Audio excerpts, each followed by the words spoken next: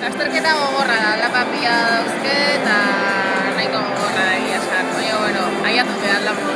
30 minutu uste eta segundu bat. Bale, noain astegea eta abendu arte hola garrera desituta lantatzen behar da. Urrungo bihar, Donostin, 3 hondartzarako, 10 kilometro ere bai. 10 kilometro. 3 hondartzak zeharkatzeiko da.